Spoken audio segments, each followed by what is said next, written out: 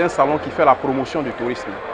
Et les touristes qui viennent en Côte d'Ivoire ont besoin d'être rassurés sur la capacité justement des services sanitaires à les prendre en charge en cas de pépin.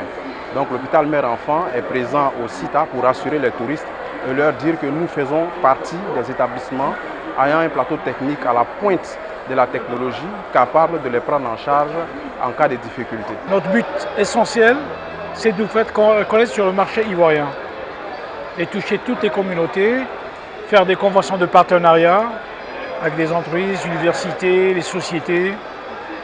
Donc c'est ça l'objectif de notre présence au CITA. C'est notre deuxième participation.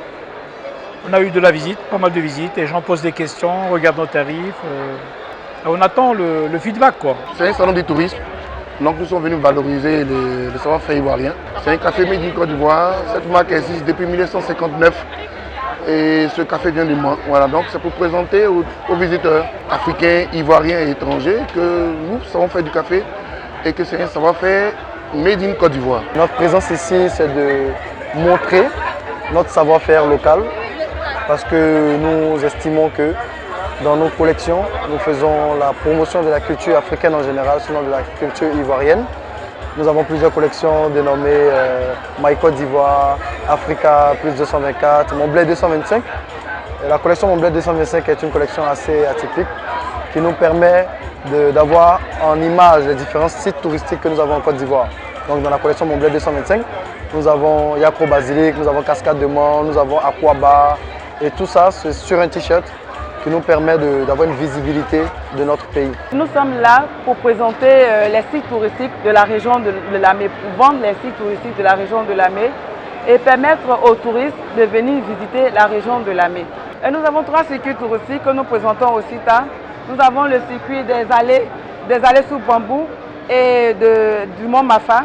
Le Mont Mafa, c'est dans le département d'Azopé, dans le village de Bessé-d'Ibrignan. Et à quelques kilomètres du Mont Mafa, il y a un village qu'on appelle Mafa Mafou, où on a les allées sous bambou, un endroit bien reposant où des gens peuvent venir faire des excursions, voilà, peuvent venir se recueillir. Maintenant au niveau d'Alépé, on a les cascades de Malamala ou Malamalasso, dans le village de Alosso, où il y a les chutes, voilà, du fleuve Comoé, par exemple. Et puis il y a aussi des balades en pirogue sur le lac Kessémé. Nous avons l'intention donc de faire la promotion de l'écotourisme. L'écotourisme pour que les Ivoiriens d'abord connaissent leur patrimoine, c'est-à-dire les forêts, et ensuite pour qu'ils sachent préserver ce patrimoine-là qu'est la forêt. Donc nous avons beaucoup de sites qui pourront être développés donc, en écotourisme et avec le ministère du Tourisme justement, nous avons l'intention de faire en sorte de pouvoir mettre en exergue donc, tout ce patrimoine-là. Aussi bien le patrimoine zoologique, pas seulement les forêts, le patrimoine faunique, avec les zoos, avec les parcs, et aussi donc, faire en sorte que les eaux territoriales puissent servir au développement du tourisme nautique, pas seulement balnéaire, mais aussi nautique à l'intérieur des terres. Salon qui gagne en maturité et rien qu'à avoir l'engouement autour, cela dénombre des efforts de tous les acteurs impliqués qui ont accompli d'année en année pour arriver à ce résultat. Et le pays devra en faire un lieu de prédilection pour des rencontres des hommes d'affaires et bien d'autres investisseurs. Mais nous voulons que ça soit le creuset de rencontres qui permet à toute l'Afrique de l'Ouest de se mobiliser et de se rassembler autour du développement touristique de notre région, et principalement pour la Côte d'Ivoire.